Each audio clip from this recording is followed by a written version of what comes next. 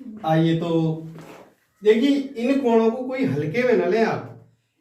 इन कोणों देखो, इनका हर चीज का एक दूसरे से संबंध होता है। सबसे पहले इनके बारे में हमने सीखा, अब ये कोण युग्म सीख जाएंगे, कोण युग्म के पांचों प्रकार सीख जाएंगे। तो तिर्यक रेखा द्वारा बने कोण इसी के ऊपर निर्भर करते हैं। तो सबसे पहले मैंने लिया आसन्न कोण या संलग्न कोण। आइए क्या होता है आसन्न कोण? ऐसा कोण युग्म जिनका एक शीर्ष उभयनिष्ठ हो और एक उभयनिष्ठ भुजा के विपरीत दिशाओं में दोनों भुजाएं स्थित हों, आसन्न कोण या संलग्न कोण कहलाते हैं, एडिसेंट एंगल। दोबारा सुने, ऐसा कोण युग्म जिनका एक शीर्ष उभयनिष्ठ हो, उभयनिष्ठ का मतलब दोनों में सम्मिलित हो, तो ये शीर्ष रहा हमारा, और एक उभयनिष्ठ भुजा के विपरीत भुजाओं में यानी दोनों तरफ भुजाएं स्थित हों, ऐसे कोण युग्म को आसन्न कोण या संलग्न कोण कहते हैं। समझ गए होंगे? ये पहला वाला हुआ। अच्छा, अगर परिभाषा याद नहीं रहती तो मैं दोबारा बोल रहा हूं, वीडियो को पॉज करके और दोबारा आप सुन सकते हैं। और जब भी पढ़ने बैठा करें तो कॉपी पेन लेके, पेंसिल लेके बैठा करें, जब भी बैठा करें, क्योंकि उससे क्या होता है कि सिर्फ वीडियो को सुनने से, हवा में ऐसे ही उड़ा देने से नहीं सीख पाते हम कुछ भी। चलिए दोबारा बोल रहा हूं, ऐसा कोण युग्म जिनका एक शीर्ष उभयनिष्ठ हो और एक उभयनिष्ठ भुजा के विपरीत दिशाओं में, एक उभयनिष्ठ भुजा के यानी ऐसी भुजा जो दोनों में सम्मिलित है कि विपरीत दिशाओं में भुजाएं स्थित हों, आसन्न कोण या संलग्न कोण कहलाते हैं। जैसे इसमें देख रहे हैं हम कोण ए ओ बी, ये हमारा रहा कोण ए ओ बी, और दूसरा कोण है बी ओ सी। दोनों कोणों का एक शीर्ष उभयनिष्ठ है। देखिए ए ओ सी, एक ही शीर्ष हुआ, और एक भुजा जो बी ओ या ओ बी भुजा है वो दोनों कोणों में आ रही है, ए ओ बी और बी ओ सी। तो ये हमारा हुआ आसन्न कोण या संलग्न कोण।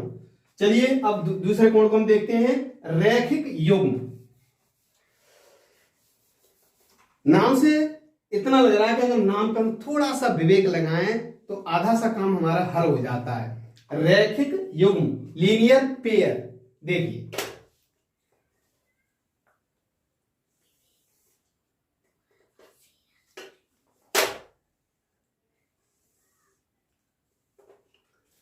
इसको नाम दिया हमने ए ओ बी सी। इसमें दो कोण लिए हमने, कोण ए ओ सी और कोण बी ओ सी। रैखिक युग्म, लीनियर पेयर। तो अगर आप थोड़ा पिछले कोण पर लौट के जाएं तो आसन्न कोण की मैंने परिभाषा बताई थी कि ऐसा कोण युग्म जिनका एक शीर्ष उभयनिष्ठ हो और एक उभयनिष्ठ भुजा के दोनों तरफ भुजाएं स्थित हों, तो बिल्कुल ही आसन्न कोण ही बन रहा है। हाँ, रैखिक युग्म आसन्न कोण ही होता है। इसकी परिभाषा है कि ऐसा कोण युग्म या ऐसा आसन्न कोण जिनका योग 180 अंश हो जाए। कितना हो जाए? 180 अंश। यानी ऐसे आसन्न कोण जिनका योग दो समकोण हो जाए। कितना? दो समकोण। तो ऐसे कोण को रैखिक युग्म कहते हैं। ये भले ही हमारा अगर ये 100 अंश का है तो ये 80 अंश का हो जाएगा, दोनों को मिला के 180 अंश हुआ, यानी दो समकोण। बहुत सरल सी परिभाषा है, जल्दी जल्दी समझते चले ताकि आगे भी देखेंगे। चलिए अगला आता है हमारा शीर्षाभिमुख कोण। शीर्षाभिमुख कोण,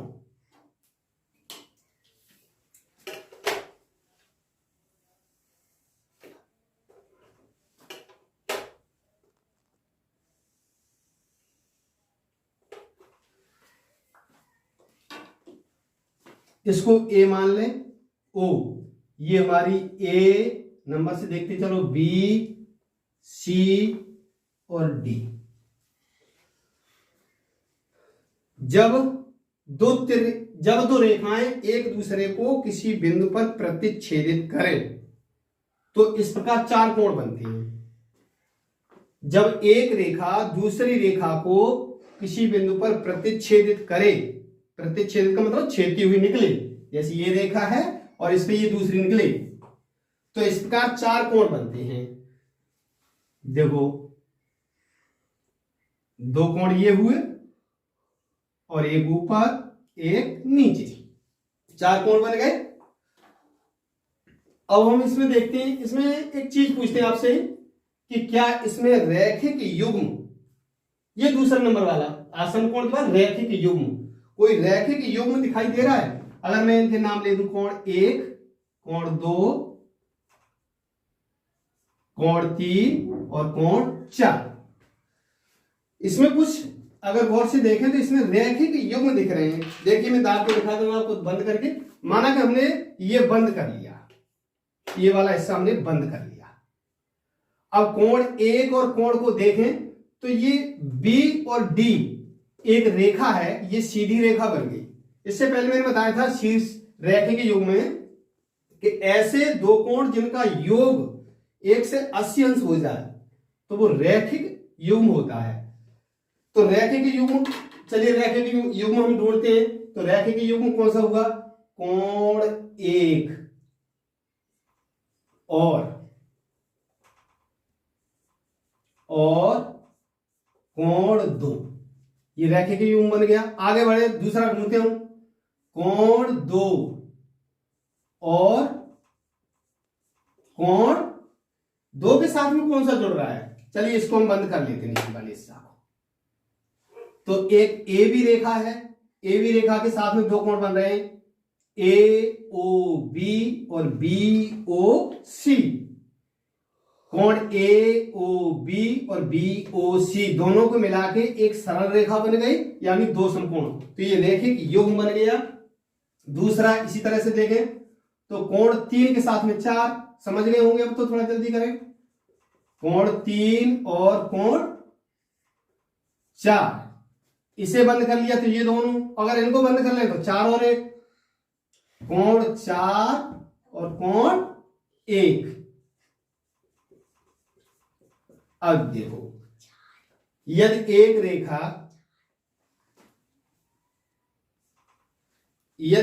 रेखा दूसरी रेखा को कहीं प्रतिच्छेदित करती है तो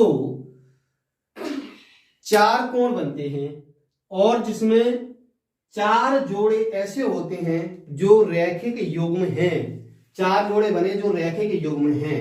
तो ये तो हुए रैखिक युग्म। अब हम इनमें देखेंगे कि क्या ऐसे भी कोण हैं जो रैखिक युग्म नहीं है, रैखिक युग्म नहीं है। हाँ, ऐसे भी है दो जोड़े। देखिए, कोण एक और कोण तीन, कोण एक और कोण तीन रैखिक युग्म, और आसन कोण और रैखिक युग्म में एक बीच वाली भुजा दोनों में उभयनिष्ठ होती थी, लेकिन इसमें कोई उभयनिष्ठ नहीं है। तो देखिए, ये कोण है हमारा कोण एक, कोण एक का मतलब है कोण ए ओ डी, कोण ए ओ डी, और कोण बी ओ सी, बी ओ सी, इनमें कोई भुजा उभयनिष्ठ नहीं है। इसी तरह से दूसरा बंदा है कोण दो और चार, कोण दो और कोण चार। अब देखो,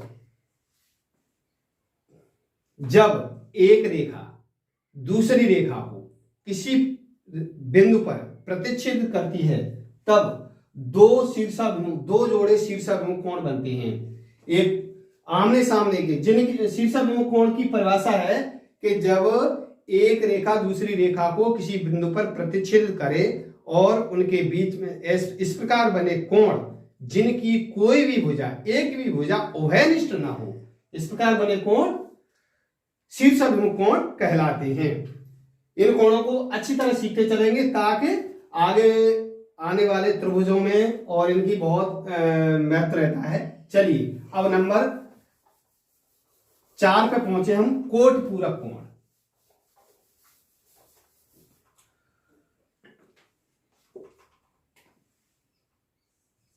कोट पूरक, कोट पूरक कोण, या इसका दूसरा नाम भी है पूरक, केवल पूरक भी बोलते हैं, पूरक कोण, पूरक। ये दोनों बहुत ही सरल हैं, इनकी परिभाषा बहुत ही सरल है। ये छोटी छोटी चीजों में लापरवाही कर जाते हैं, इनका ध्यान नहीं रहता है, सीख नहीं पाते। देखिए, कोट पूरक या पूरक का मतलब है ऐसे दो कोण जिनका योग 90 अंश हो, 90 अंश, यानी एक 90 अंश को क्या बोलते हैं? एक समकोण। बस छोटी सी परिभाषा है। जब दो कोई कोण हो और उनका योग, दोनों कोणों को जोड़ा जाए, उनका योग 90 अंश हो जाए, तो उसे कोट पूरक कोण या पूरक कोण कहते हैं। जैसे अगर पूछा जाए कि एक कोण 40 अंश का है तो इसका पूरक कोण कौन सा हो, क्या होगा? पूरक कोण क्या होगा? तो फटाक सीधे हम क्या करते हैं कि 90 अंश में से इसे घटा देंगे, तो कितना आया? 50 अंश। अगर ये 30 अंश का है तो इसका क्या बन जाएगा? 60 अंश। दोनों को जोड़ के हमको 90 अंश करना है। अगर 45 अंश है तो 45 अंश। ऐसे दो कोण जिनका योग 90 अंश हो उन्हें कोट पूरक कोण या पूरक कोण कहते हैं। नंबर 5 पे आया समपूरक कोण। समपूरक कोण, सप्लीमेंट्री एंगल, ये हमारा था कॉम्प्लीमेंट्री एंगल। तो सप्लीमेंट्री एंगल बिल्कुल इसी की तरह से, इसकी भी परिभाषा बहुत सरल है कि ऐसे दो कोण जिनका योग, ऐसे दो कोण जिनका योग 1 से 80 अंश, 180 अंश या दो समकोण, जिनका योग 180 अंश या दो समकोण हो, उन्हें समपूरक कोण कहते हैं। परिभाषाएं क्या लिखाया जाए, बस वीडियो को रोक के आप लिख सकते हैं। इसकी परिभाषा थी कि ऐसे दो कोण जिनका योग 90 अंश हो उन्हें कोट पूरक कोण या पूरक कोण कहते हैं। जैसे 40 का पूरक कोण 50, 30 का 60, 60 का 30, 45 का 45, 80 का 10, और ये समपूरक कोण है। ऐसे दो कोण जिनका योग 1 से 80 अंश या दो समकोण हो उन्हें समपूरक कोण या सप्लीमेंट्री एंगल कहते हैं। जैसे 1 से 40 अंश का हो जाएगा 40 अंश, 1 से 50 अंश का हो जाएगा 30 अंश, यानी दोनों को जोड़ के 1 से 80 अंश होना चाहिए। जरूरी नहीं कि अलग अलग हो, अगर 90 अंश का है तो इसका 90 अंश हो जाएगा। अगर आपने वीडियो को सब्सक्राइब नहीं किया है तो सब्सक्राइब करें और उसके बाद लाइक जरूर करें।